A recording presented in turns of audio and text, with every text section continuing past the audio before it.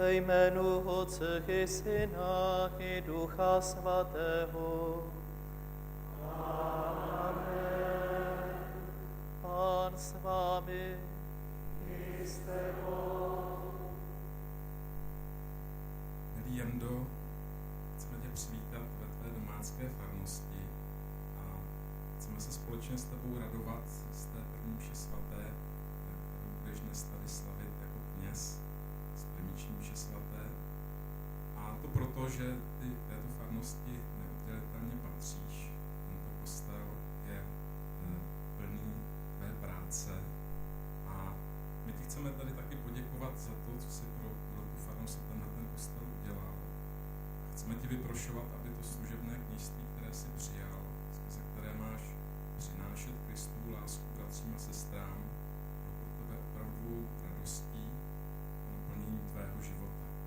A chci přivítat taky vás, všechny bratři a sestry, protože právě i pro vás byl Jenda na kněze vysvěcen, aby vám sloužil. Chci přivítat i vás, bratři kněží, kteří jste přišli dnes společně s Jendou slavit. Tak Jendo, vítej.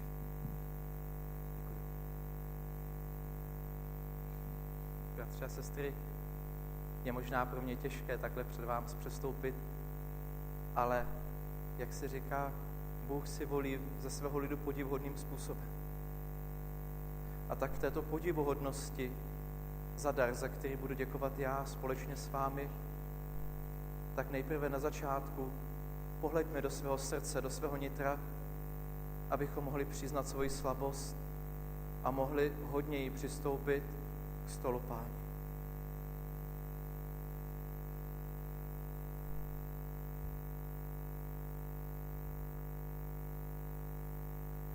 Vyznávám se všemohoucímu Bohu a vám všem, že často hřeším myšlením, slovy i skutky, a nekonám, co mám konat.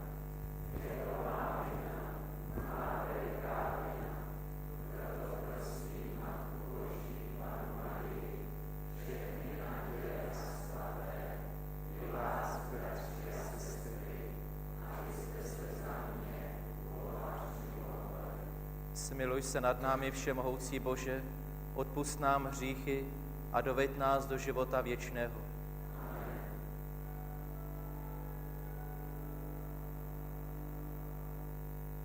Pane, smiluj se.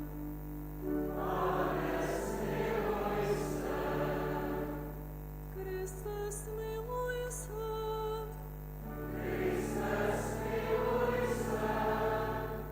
Pane, smiluj se.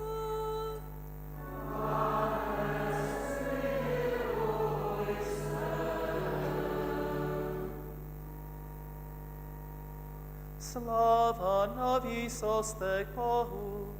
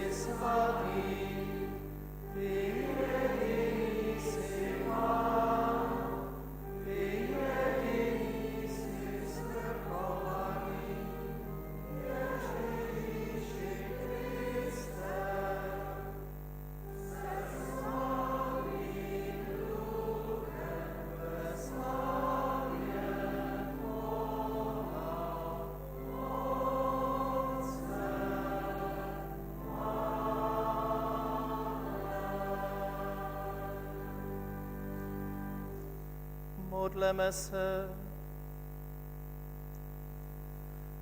Bože, ty naplňuješ svatou radostí svůj lid, shromáždění v dnešní slavný den tvých svatých apoštolů Petra a Pavla. Dej, ať se ve všem držíme jejich nauky, protože s nimi je spjat počátek života tvé církve. Skrze tvého Syna Ježíše Krista, našeho Pána, neboť od s tebou v jednotě Ducha Svatého žije a králuje po všechny věky věků. Amen.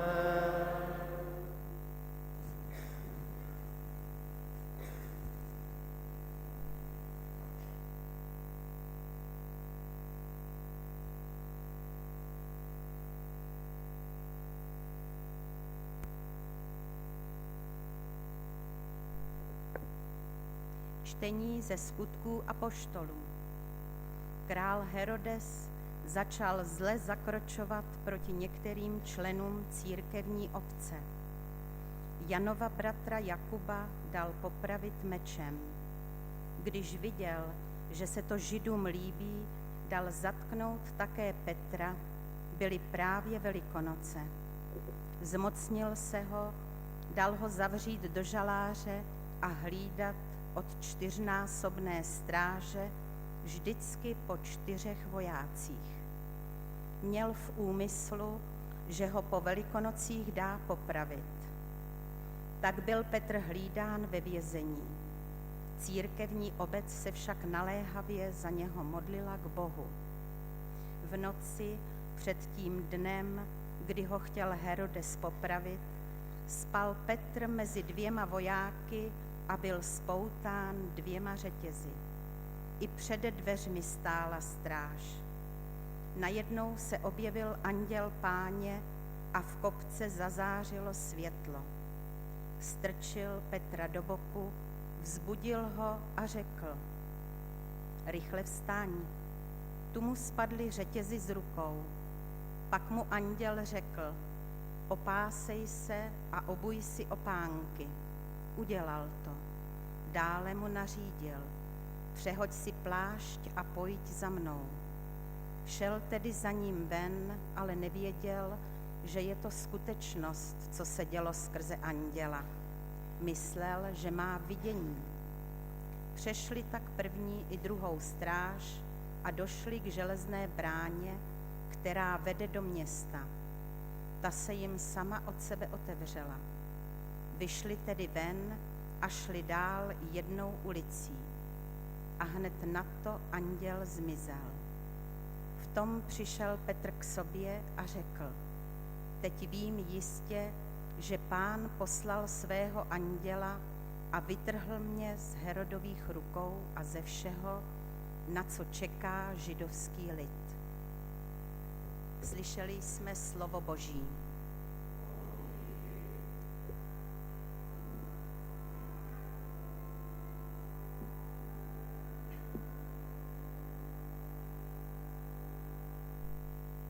Blízký je Hospodin všem, kdo ho vzývají.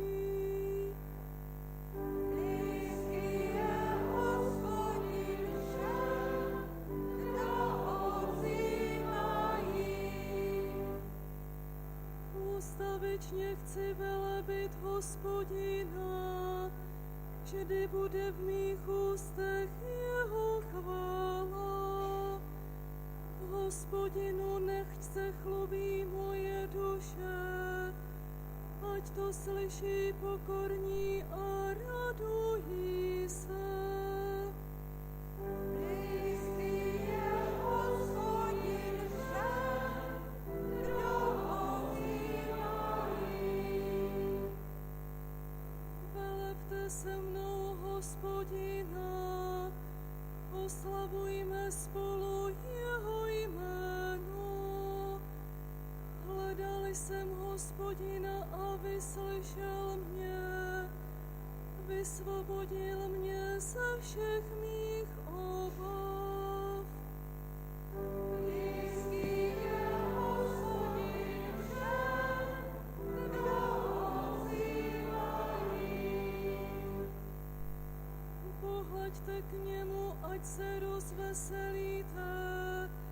vaše tvár se nemusí zardívat hanbou. Ale ubožák zavolal a Hospodin slyšel, pomohl mu ve všech jeho strastech.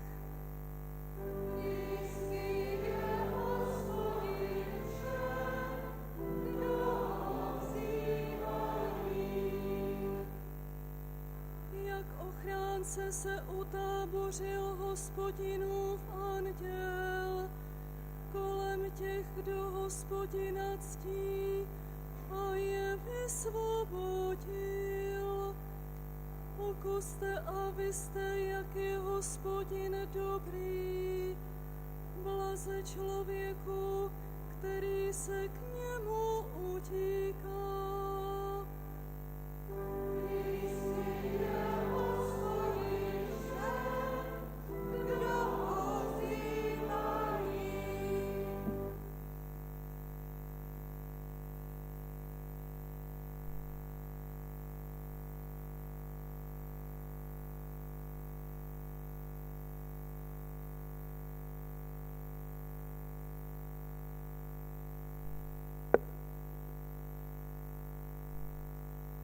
Čtení z druhého listu svatého apoštola Pavla Timotejovi. Milovaní, já už mám prolít v oběť svou krev. Chvíle, kdy mám odejít, je tady. Dobrý boj jsem bojoval, svůj běh jsem skončil, víru jsem uchoval. Teď mě už jen čeká věnec spravedlnosti, který mi v onen den předá Pán, spravedlivý soudce. A nejen mě, stejně tak i všem, kdo s láskou čekají na jeho příchod. Pán stál při mně a dal mi sílu, abych plně hlásal evangelium, aby ho slyšeli lidé ze všech národů. A tak jsem byl vysvobozen ze lví tlamy. Pán mě vysvobodí ode všeho zlého a zachrání pro své nebeské království. Jemu buď sláva na věčné věky. Amen. Slyšeli jsme slovo Boží.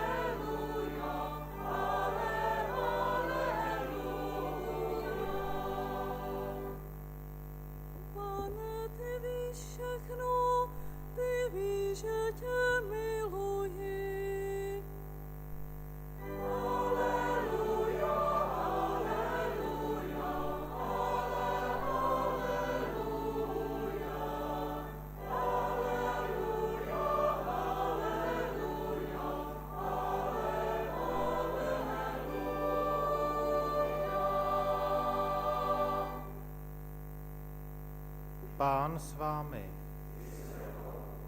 Slova svatého evangelia podle Jana.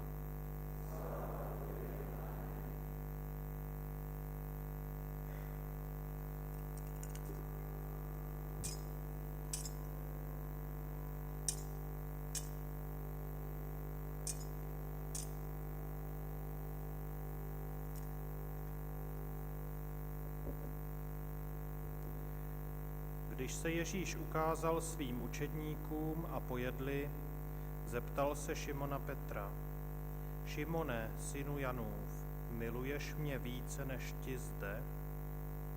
Odpověděl mu: Ano, Pane, ty víš, že tě miluji. Ježíš mu řekl: Pas mé beránky. Podruhé se ho zeptal: Šimone, synu Janův, miluješ mě? Odpověděl mu: Ano, Pane, ty víš, že tě miluji. Ježíš mu řekl: Pas moje ovce. Zeptal se ho potřetí: Šimone, synu Janův, miluješ mě? Petr se zarmoutil, že se ho potřetí zeptal: Miluješ mě? A odpověděl mu: Pane, ty víš všechno, ty víš, že tě miluji. Ježíš mu řekl: Pas moje ovce. Amen, amen, pravím ti, dokud jsi byl mladší, sám ses přepásával a chodil, kam si chtěl. Ale až zestárneš, stáhneš ruce a jiný tě přepásá a povede, kam nechceš. To řekl, aby naznačil, jakou smrtí oslaví Boha. A po těch slovech ho vyzval: Následuj mě. Slyšeli jsme slovo Boží.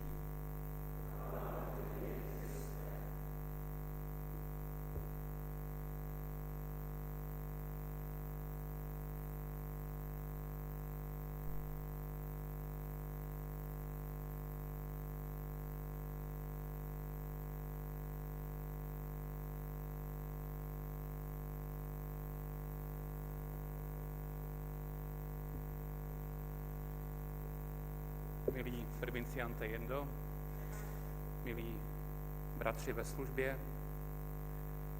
milé sestry, milí bratři v Kristu Ježíši, vážení přítomní. Abych vám mohl nabídnout myšlenku, která by mohla být nosná pro náš život a která vychází z dnešního evangelia, dovolte mi nejprve, abych vysvětlil něco, co se té myšlenky týká. Pro mé spolubratry to bude jistě opakování něčeho, co už znají, ale pro jistotu to stejně řeknu. Písmo svaté Nového zákona je psáno novozákonní řečtinou a používá výrazy řecké kultury té doby. Platí to i o slově milovat, pro které používali Řekové 3 různá slovesa. Do češtiny je však překládáme úplně stejně. Ale neměli bychom. Protože to první sloveso řecké eroto bychom spíš měli překládat jsem vášnivý, nebo něco podobného. Popisuje totiž fyzickou stránku lásky. V češtině se však překládá prostě miluji, jako by byla láska jen fyzickou láskou a vášní. Druhé sloveso, které Řekové používali, bylo fileo či filo, což se opět překládá miluji. Ale Řekové tím mysleli spíš mám rád, protože toto sloveso popisuje spíš přátelství či vzájemné sdílení. A třetí, poslední slovo, které se také překládá miluji, zní agapo. A tady je teprve řečeno s křesťanským pohledem překlad správný. Agapo znamená miluji v pravém slova smyslu. Obětuji se pro tebe, ztrácím se pro tebe. Jsem s tebou v dobrém i ve zlém.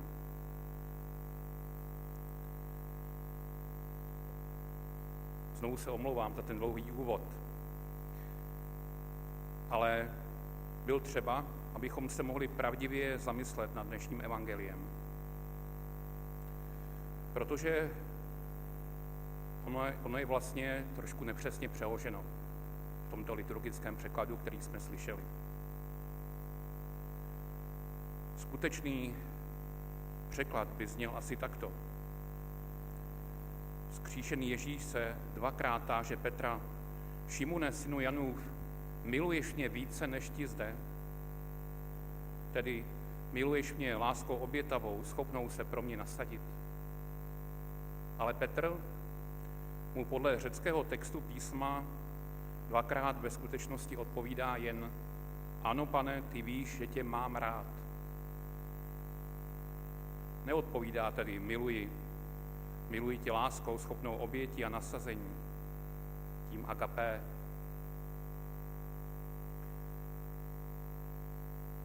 Sice by se to z českého překladu mohlo zdát, ale on vlastně říká jenom: mám tě rád, je mi s tebou dobře, sdílím tvé názory a myšlenky, jsem s tebou v přátelském vztahu. Teď si možná říkáte, jak je to po třetí. Kromě kněží samozřejmě, ty si to neříkají, ty to ví. Ano, u třetí otázky Ježíše Krista je to jinak. Ale asi ne tak, jak bychom čekali. Ne Petr, ale Ježíš změní to sloveso, které používá. A sestupuje na Petrovu úroveň, protože ví, že v této chvíli prostě není Petr schopen nasazení a oběti. A tak se po třetí Petra zeptá: Šimone, synu Janův, máš mě rád? Zeptá se ho: miluješ mě, ale máš mě rád? A Petr se zarmoutil, že se ho po třetí zeptal: máš mě rád? A odpověděl mu: Pane, ty víš všechno, ty víš, že tě mám rád. Takhle je to ve skutečnosti. Konec konců takto podobně si to přečtete i v ekumenickém překladu.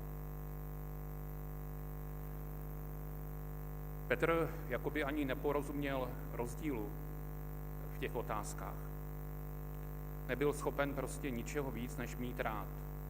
Sdílet nějaký základní pozitivní vztah či přátelství s Ježíšem. A Ježíš ho zná a nechce na něm víc, než je Petr schopen. A Petr se může od tohoto prostého sdílení radosti i bolesti s Ježíšem odrazit jako od základu, na kterém mohou s Ježíšem stavět. A z tohoto zdánlivě méně dokonalého základu pak vlivem Ducha Svatého může růst dál. Milý oči Jendo, a to je hlavní myšlenka, kterou bych si dovolil ti předat na základě dnešního evangelia. Já. Zatím jsem knězem 20 let a mám tuto zkušenost po těch 20 letech. Mám-li se sám dopracovat k růstu lásky k lidem a mám-li i ty lidi mě svěřené vést k růstu lásky, tak nejprve musím pochopit, čeho jsem já i oni vůbec schopni. Čeho jsme schopni spolu. A pak hledat společnou rovinu společného života. A většinou je to opravdu ta rovina Petrova. To znamená, je třeba začít tím, že s Boží pomocí jsme spolu, sdílíme čas, sdílíme radosti i starosti, poznáváme se před Boží tváří. A pak může láska růst pod vlivem Ducha Svatého, kterého si vyprošujeme do konkrétních situací, které sdílíme. Není to naopak. To nejhorší, co si myslím, se může stát, je vymyslet si v duchu zdánlivě zbožné své vlastní plány, plné obětavé lásky, zdánlivě. Trvat na nějaké velké dokonalosti dopředu, vymyšlené a vysněné. Trvat na oběti druhých a pak ji vyžadovat. A přitom sám se jí možná moc nedotknout. A říkat všem, jak se máme milovat.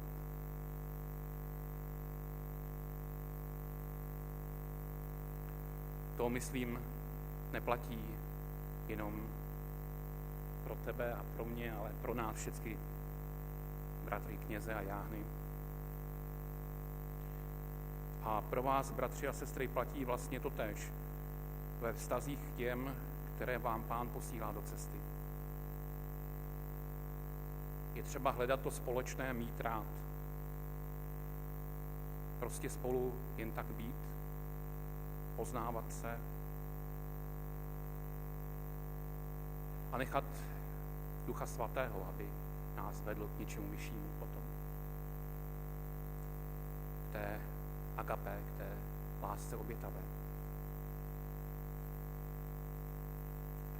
A pak možná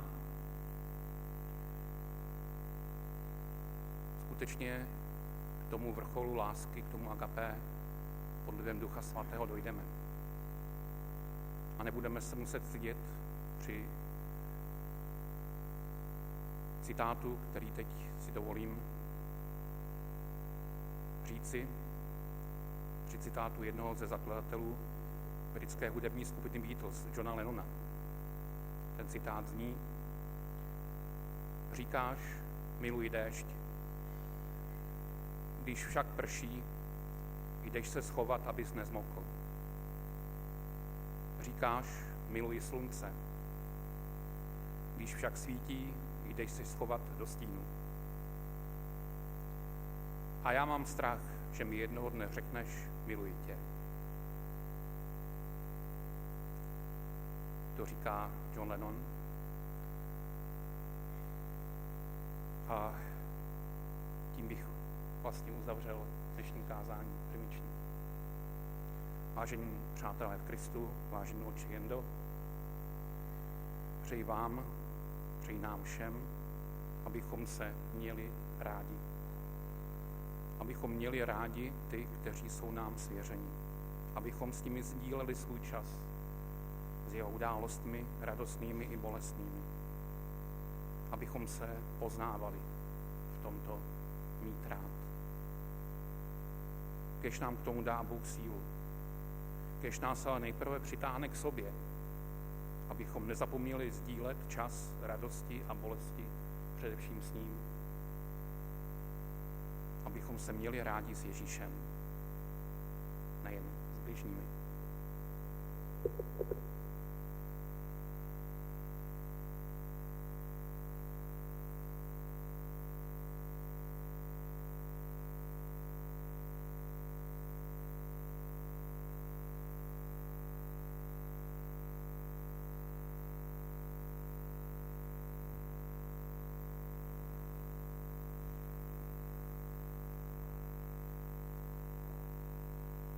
Nyní společně vyznejme svou víru. Věří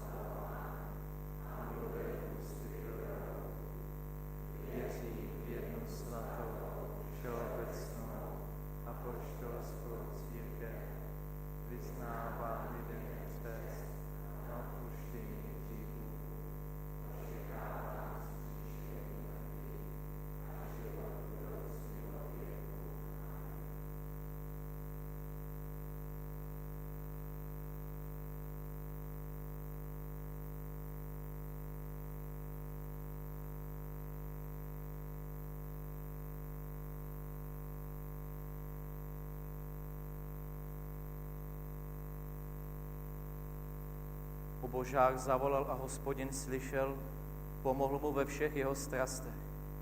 Spolehněme se na toto žalmistovo ujištění, modleme se za celý svět a volejme Kyrie eleison.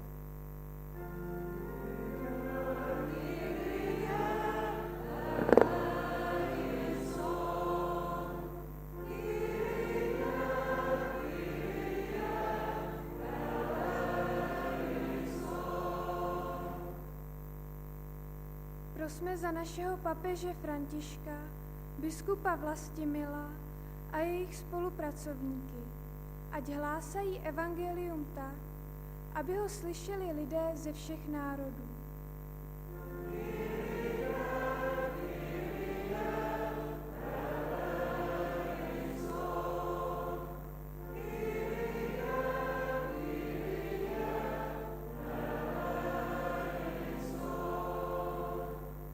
Prosme za horlivost, vzájemnou úctu a jednotu všech křesťanů.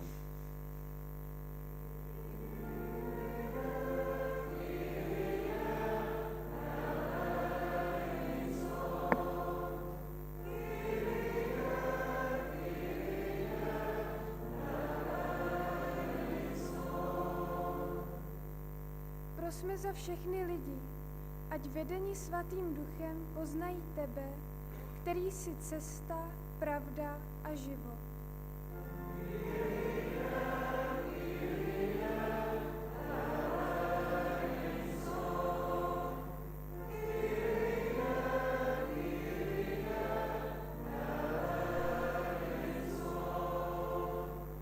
Prosme za všechny trpící, za nemocné, opuštěné, vězněné za ty, kdo nemají práci a domov, za uprchlíky, chudé a opuštěné.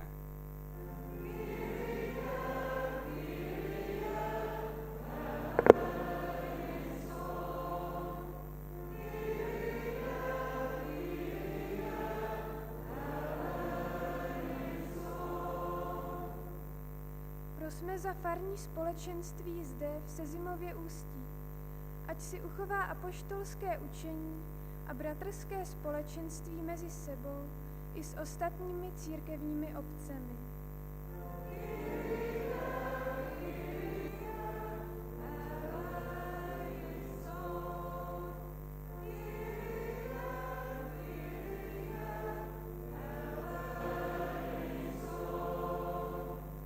Prosme za všechny, kdo přišli poděkovat za dar kněžství, aby posílení svátostí vydávali věrohodné svědectví o tobě vírou, nadějí a láskou svými slovy i činy.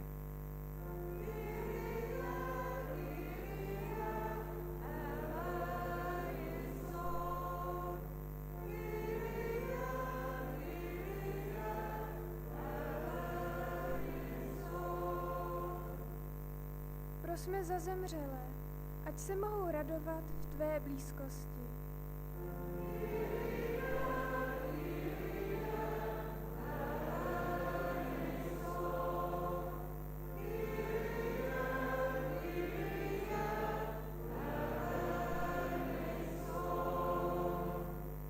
Tak já tě chci, Pane, prosit za náš národ, za novou nalezení víry a také za všechny, které jsem během celého života potkal, kterým za mnoho vděčím.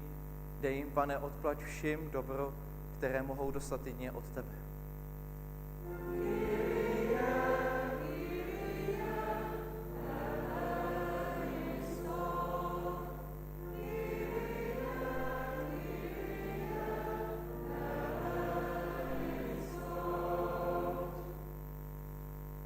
Pane, vyslyš naše modlitby. Vysvoboď každého člověka ze všeho zlého a zachovej všechny lidi pro nebeské království. Tobě buď čest a sláva na věky věků.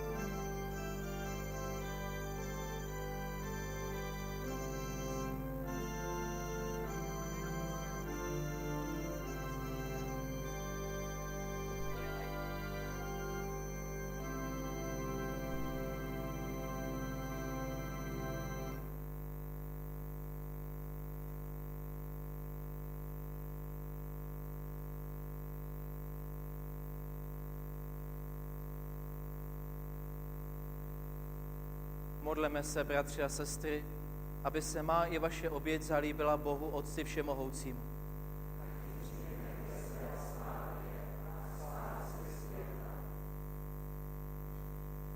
Provázení přímluvou apoštolů klademe, Bože, na oltář tyto dary a prosíme tě, dej, ať slavíme oběť tvého Syna s upřímnou hodaností a opravdovou zbožností, neboť on s tebou žije a králuje na věky věků.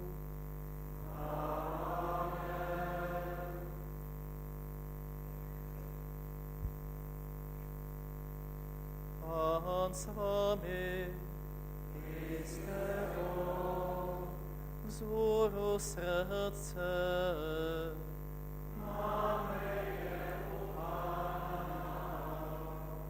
Vzdávejme díky Bohu našemu Otci.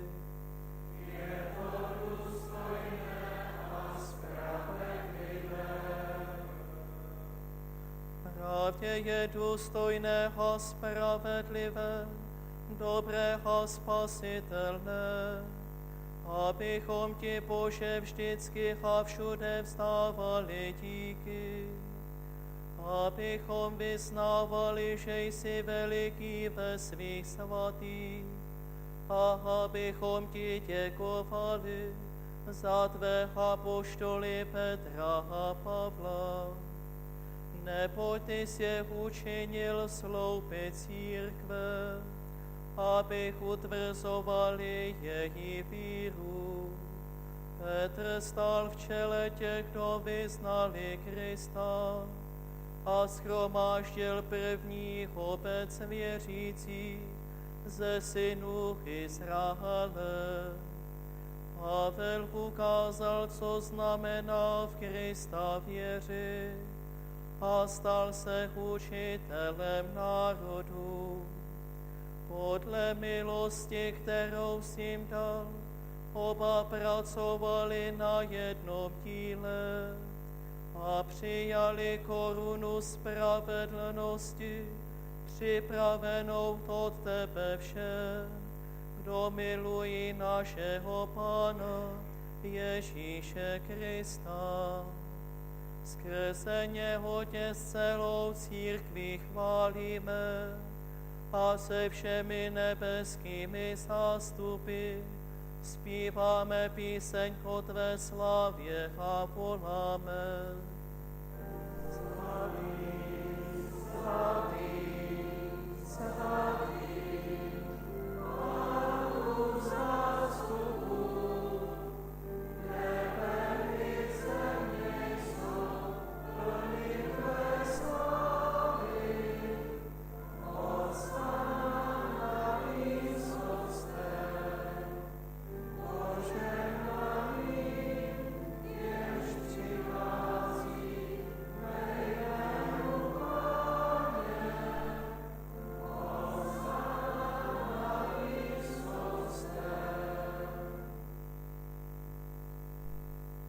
Proto skrze Ježíše Krista, tvého Syna a našeho Pána, pokorně žádáme a prosíme, dobrotivý Otče, přijmi a požehnej tyto dary, tuto oběť svatou a nekrvavou. V jednotě s tvým služebníkem, naším papežem Františkem, naším biskupem Vlastimilem, jeho pomocným biskupem Pavlem a se všemi, kterým je svěřena pravá obecná apoštolská víra, obětujeme tyto dary především za tvou církev svatou a obecnou. Po celém světě ji naplňuj pokojem, chráň, sjednocuj a veď. Pamatuj, Bože, na své služebníky a služebnice, které ti dnes připomínáme.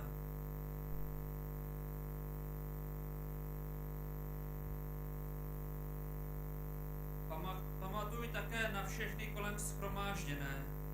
Vždyť jejich víru i zbožnost znáš. Za ně ti přinášíme a oni ti přináší tuto oběť chvály.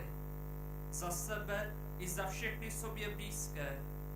Za život v bezpečí, za vykoupení a naději ve spásu. A modlí se k tobě, Bože věčný, živý a pravý. V tomto společenství také uctíváme slavnou Pannu Marii, rodičku našeho Boha a Pána Ježíše Krista, jejího snoubence svatého Josefa, tvé svaté apoštoly a mučedníky, Petra a Pavla, Ondřeje a všechny tvé svaté. Pro jejich zásluhy a na jejich přímluvu, ať nás vždycky a všude chrání tvá moc. Přijmi tedy milostivě, Bože, oběť svých služebníků i celé své rodiny. Dej našim dnům svůj řád a mír. Vysvoboď nás od věčné záhuby a připočti k zástupu vyvolených.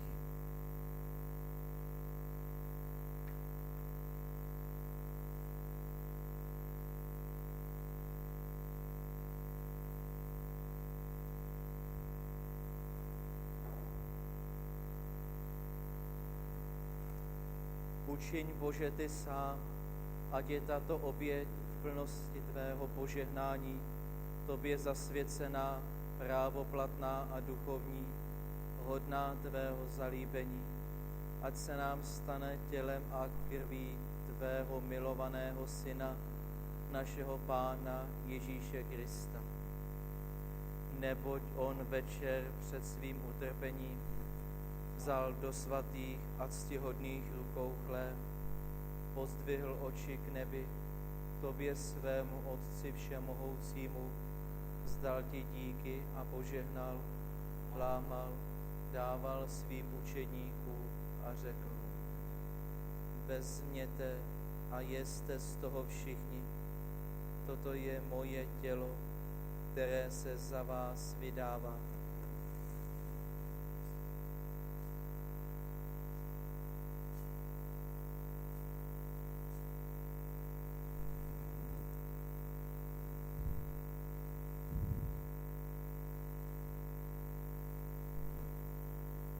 Bože, po večeři vzal do svatých a ctihodných rukou také tento slavný kalich.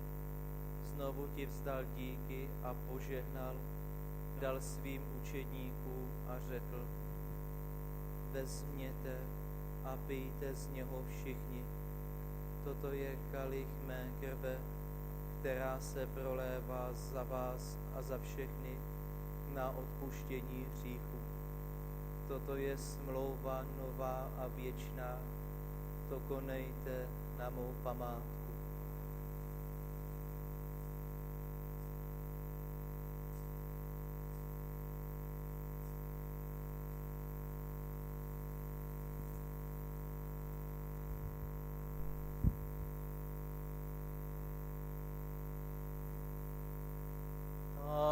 Tajemství víry.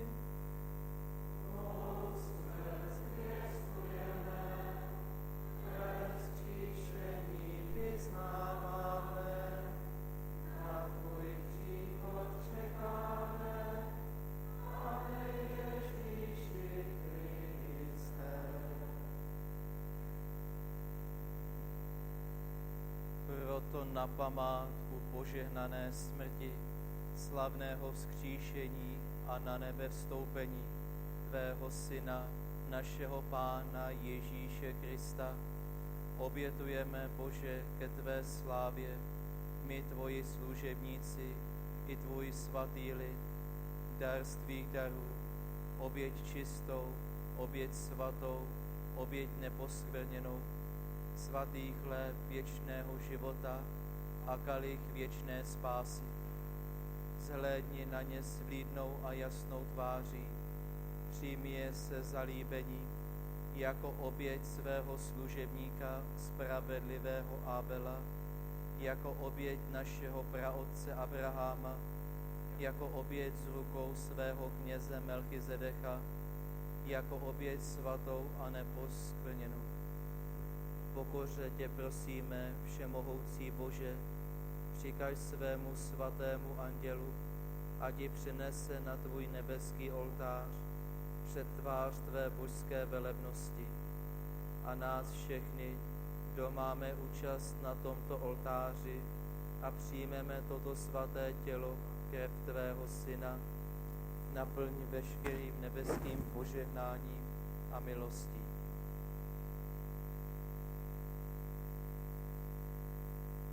Pamatuj také, Bože, na své služebníky a služebnice, kteří nás předešli se znamením víry a spí s pánkem pokoje.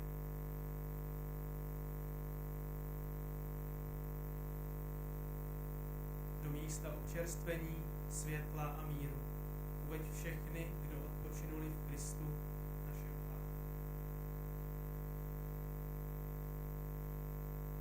Hříšníků, kteří ti sloužíme s důvěrou ve tvé velké slitování, dej podíl a společenství se svými svatými apoštoly a mučedníky, Janem, Štěpánem, Matějem, Barnabášem a se všemi svými svatými. Neposuzuj nás podle skutku, ale přijmi nás do jejich společnosti jako štědrý dárce milosti. Skrze našeho Pána Ježíše Krista. Neboť skrze něho toto všechno stále tvoříš a je to dobré, všechno posvěcuješ, životem naplňuješ, žehnáš a nám rozděluješ.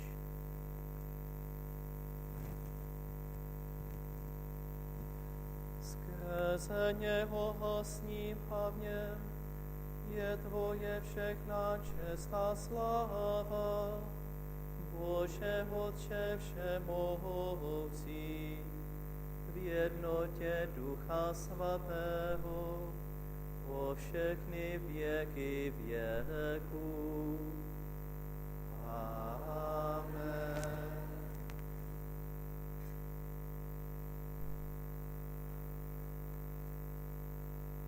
Podle Spasitelova příkazu a podle jeho božského učení odvážujeme se modlit.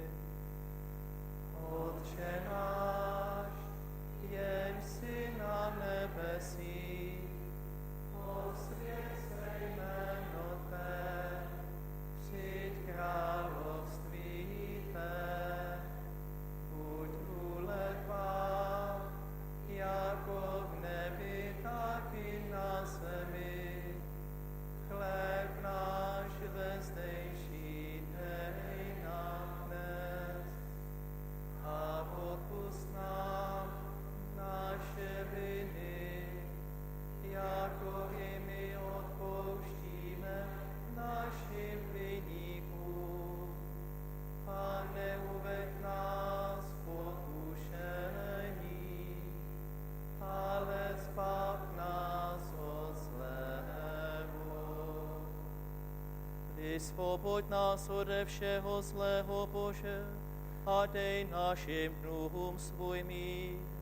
Smiluj se nad námi a pomoz nám, ať se nikdy nedostaneme do područí hříchu, ať žijeme v bezpečí před každým zmatkem a s nadějí očekáváme požehnaný příchod našeho Spasitele Ježíše Krista. Neboť Tvé je království, i moc, i sláva na věky. Pane Ježíši Kriste, Ty jsi řekl svým apoštolům, odkazuji vám pokoj, svůj pokoj vám dávám. Nehleď tedy na naše hříchy, ale na víru své církve a podle své vůle ji naplňuj pokojem a veď k jednotě. Neboť Ty žiješ a králuješ na věky věků. Pokoj Páně, ať zůstává vždycky s vámi. Pozdravte se navzájem pozdravením pokoje.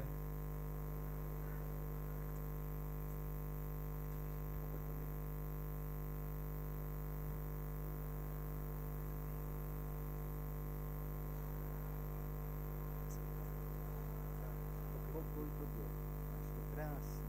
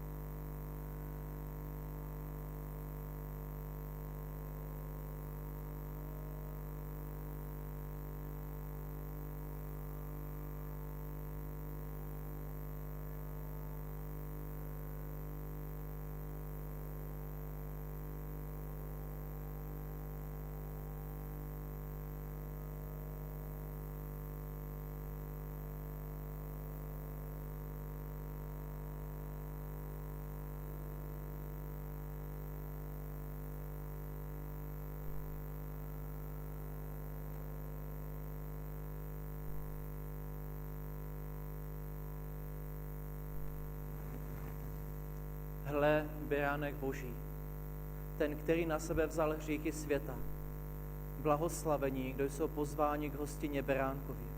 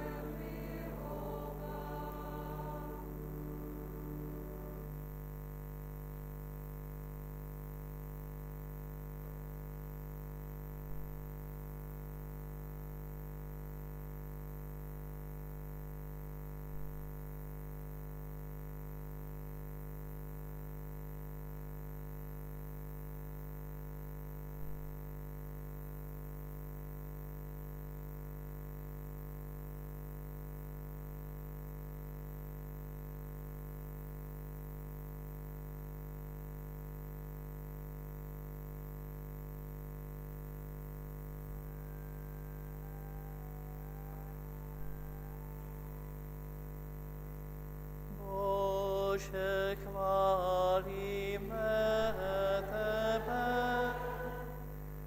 Máme moc tvou velebíme,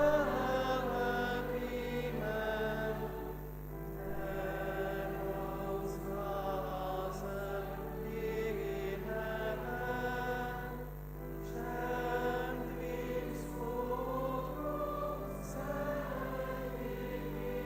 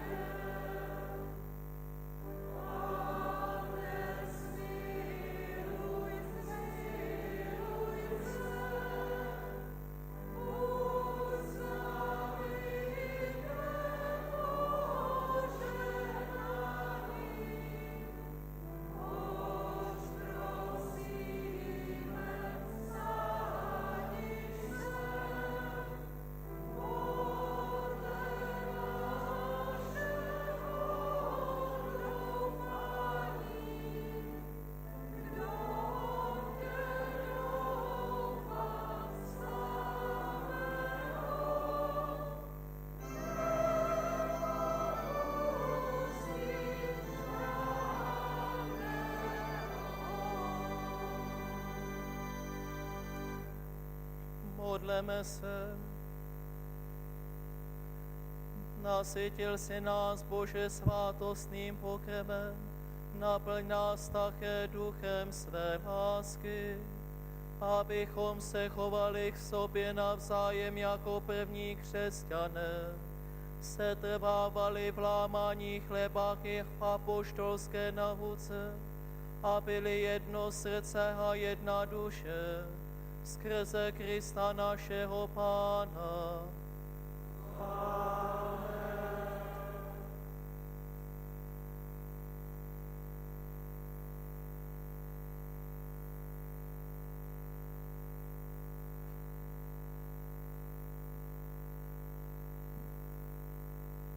Milí Otče Jene, slavnostně se dnes scházíme v tomto našem chrámě, kde od mládí jste přisluhoval k oběti a spínal své dlaně. Zde po častém soustředění celý ten čas ozýval se vám v srdci zvoucí milý hlas.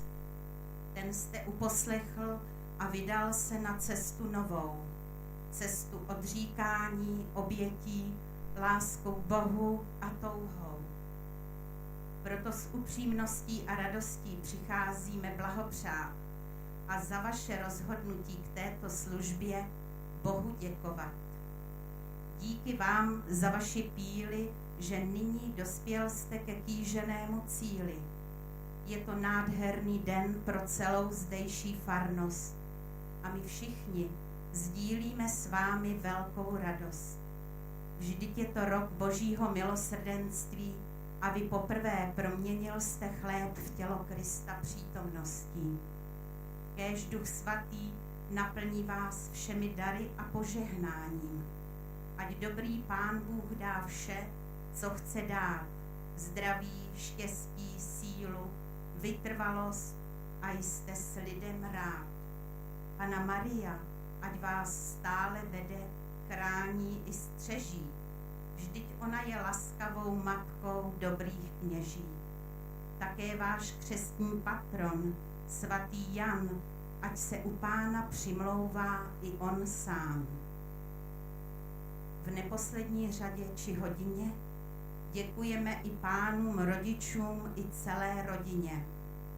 Po splnění náročného poslání, kdy den i život se naklání, ať uslyšíte z hůry laskavý a hlas bodrý, že otec Jan byl vždy pastýř dobrý.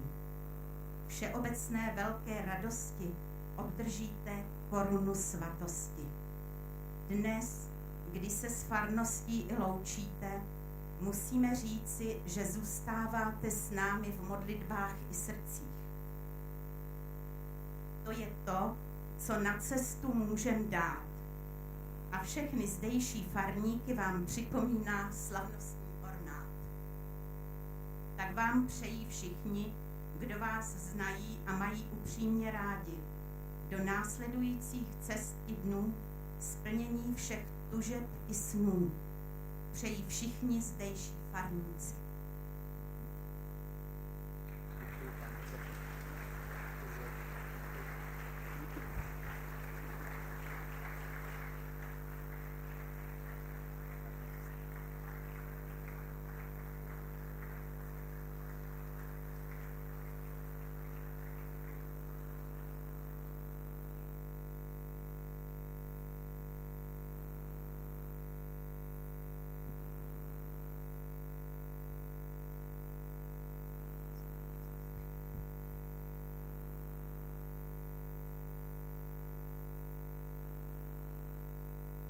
Za přání.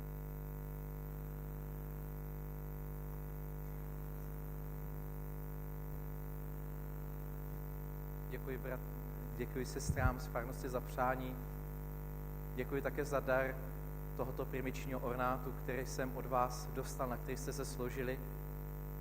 A protože vždycky by mělo zaznít díky, jsou možná 3 slova, která by v životě měly zaznít. Prosím, děkuji a odpust. Možná právě tyto slova by měly charakterizovat náš život. Vlastně tyto rozměry také připomíná papež František v nové exhortaci o rodině.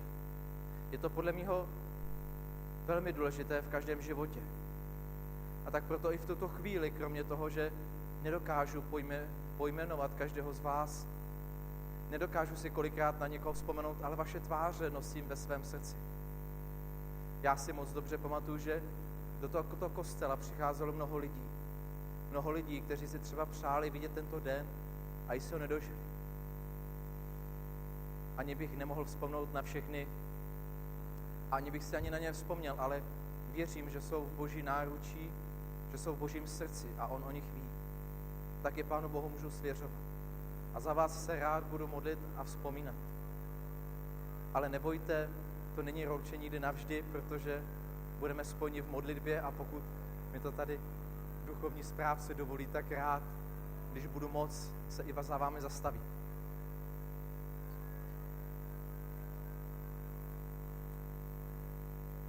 A nyní bych rád vzpomněl poděkováním nejprve na prvním místě Bohu, protože to, že jsme se tu sešli, není ani tak zásluha moje, ale je to Boží dar. Na prvním místě máme tedy děkovat Bohu za to, že někoho obdarovává. A samozřejmě, kdo je božskému srdci také blízko, je Panna Maria.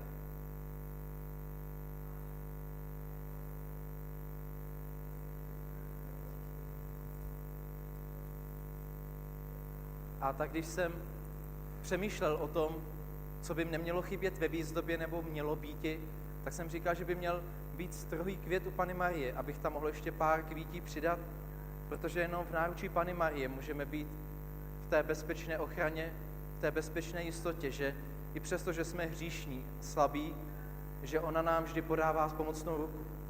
A přesto, že někdy můžeme ztrácet pohled na jeho syna, ona nám vždy ukáže cestu.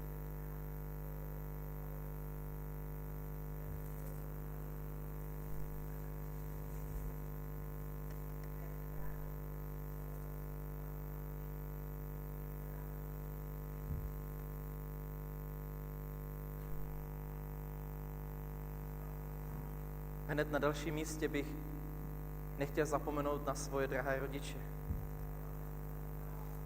Moje rodiče mi dali všechno.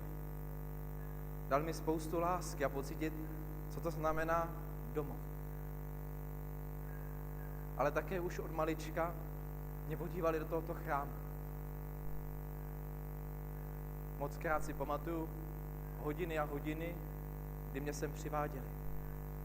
Možná ne všichni to víte a já to na ně prozradím. Otec tady v tomto kostele je již více jak 30 let kostelník a varhaník v jedné osobě. Asi pro ně nebylo dneska možná lehké, že v této chvíli možná si nezahrál nebo nezakostelničil, ale přesto děkuju, že tuto roli přijal.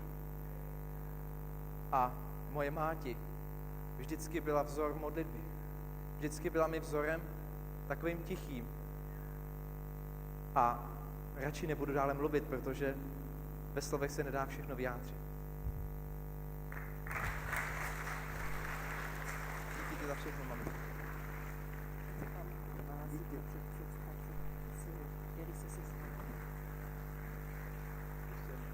Díky.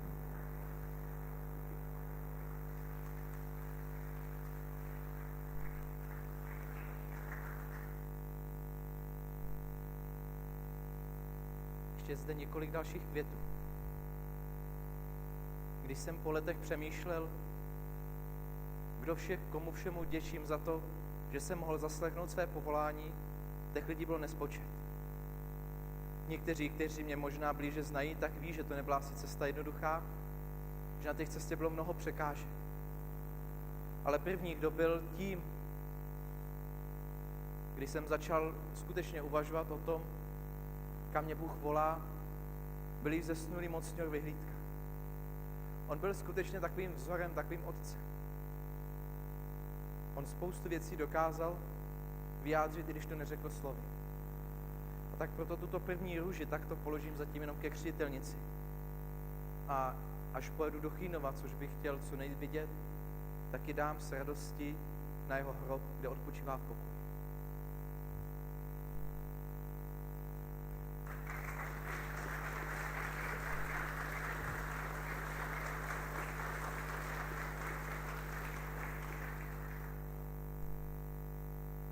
Další osobou na mé životní cestě mého povolání byl otec Václav Hess. Taky bych mu rád poděkoval, že on to byl ten, když jsem já za ním přišel a říkám, jdu do semináře, tak byl ten, kdo mi na těch prvních kručkách pomáhal s tím, co bylo vůbec potřeba. Já jsem tenkrát vlastně vůbec o semináři mnoho nevěděl, jezdíval jsem tam sice na nějaká setkání, ale to bylo tak málo. Takže děkuji i jemu za vzor a za to, co jsem mohl vedle jeho zažít.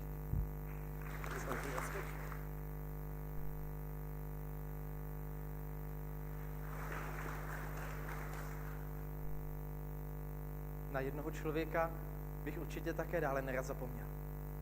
Vlastně chronologicky jsem ho teď přeskočil. Je to můj primiční kazatel Jenda Kuník. Vidíte, jak se mi to plete. Jemu bych rád totiž také poděkoval.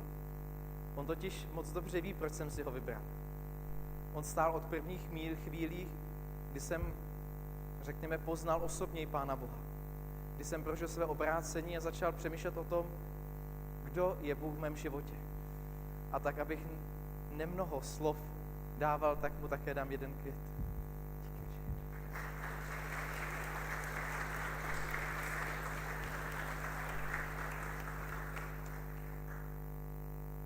Asi tušíte, komu bych rád také dal díky.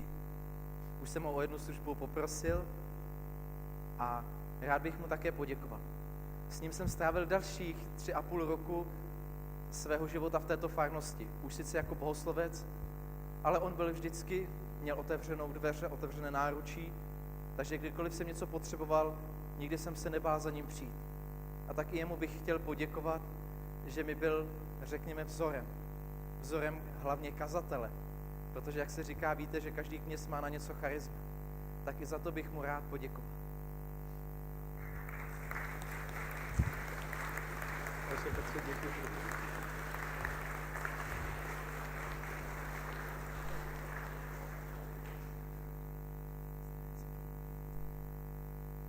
Poslední růži, kterou asi moc dobře tušíte, tak určitě patří tady páteru Pulcovi.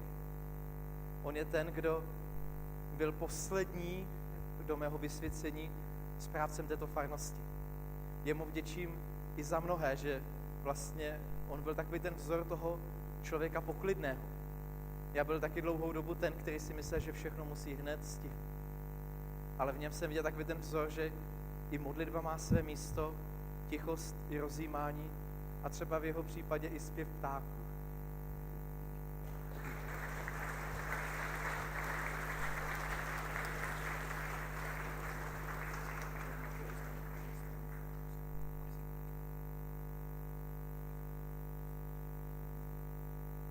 Tak mohl by ještě přijít mnoho díků, ale vím, že kdybych měl jmenovat všechny, na které bych chtěl jim poděkovat, tak bych na někoho určitě zapomněl. Určitě jste slyšeli sbor, určitě jste tady viděli tolik nových tváří, určitě děkuju všem, kdo přišli zblízka i daleka, pro které to bylo snadné i méně snadné, ale abych na někoho nezapomněl, tak všichni teď po této mši svaté, úplně všichni jste zváni na občerství na farní zahradu. Úplně všichni, jak jste zde. Já rozhodně nevidím, kdo všechno je ještě před vchodem kostelním, ale přesto všichni přijďte. A jak mi tady Vojta hlásí, tak jsem slíbil, jak je napsáno na konci těchto papírků s písničkama, že bude udělováno novokněžské požehnání. Takže ve 5:45 se zde sejdeme a budu udělovat novokněžské požehnání individuálně. Ale protože vím, že všichni nemohou zůstat, tak poprosím všechny přítomné spolubratry novokněze a nejprve udělíme společně novokněžské požehnání.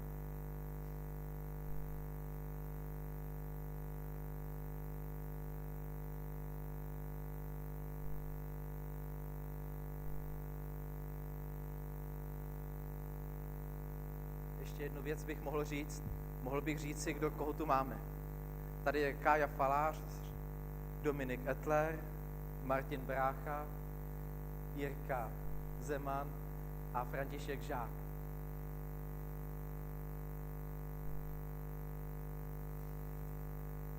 Pro skládání našich novokněžských rukou na přímluvu Matky Boží, Panny Marie, svatého Josefa, svatého Mikuláše, svatého Václava, svatého Jana Pavla II., všech vašich přesných i věřnovacích patronů, ať vás naplňuje radostí a pokojem, všemohoucí a milosrdný Bůh, Otec, Syn i Duch Svatý.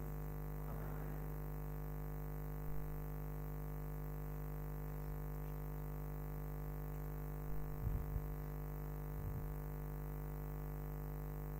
A na konci přijměte slavnostní požehnání.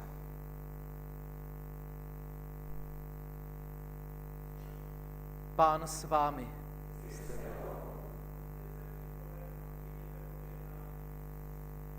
Všemohoucí Bůh přijal Petrovo vyznání a zbudoval na něm svou církev. Na přímluvu tohoto knížete apoštolů, ať vás upevní ve víře, ať vám žehná. Všemohoucí Bůh poslal svatého Pavla hlásat evangelium mnohým národům. Na přímluvu tohoto horlivého hlasatele spásy, ať vás naučí přivádět bratry ke Kristu a ať vám žehná. Ať vám klíčník Petr otevře nebeskou bránu a apoštol Pavel ať vás k ní svým slovem dovede. Na jejich společnou přímluvu ať vám Bůh dá sílu, abyste mu zachovali věrnost až do konce. Požehnej vás všemohoucí Bůh, Otec i Syn i Duch Svatý. Jděte ve jménu Páně.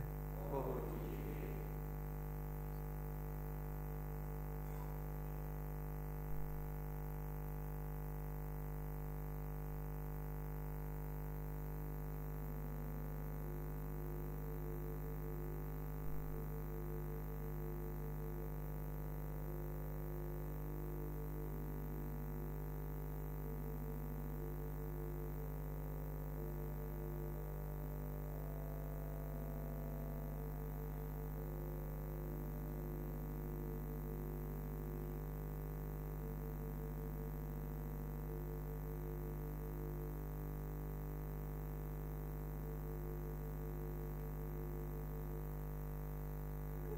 Kristus vítězí, Kristus králuje, Kristus, Kristus vládne všem.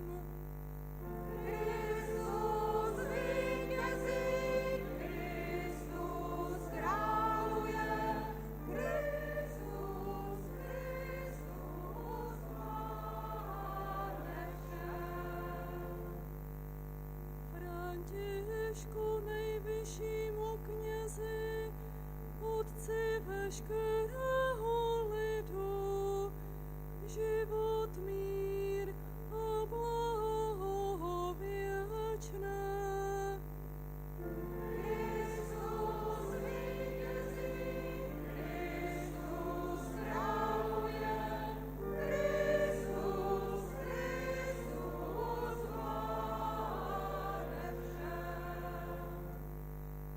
Časy blahé, ať přijdou k nám, mír Kristu přinesou, vládu jeho nastolí. Kristus vítězí, Kristus králuje, Kristus, Kristus vládne všem. Velepte Pána všichni lidé, slavte ho všechny národy. Nad námi mocná jeho milost a věrnost Páně na věky.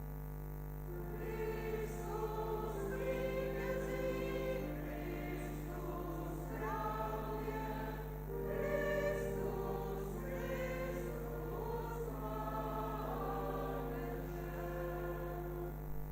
Sláva Otci i Synu i Duchu Svatému, jako byla na počátku, i nyní, i vždycky, a na věky věků.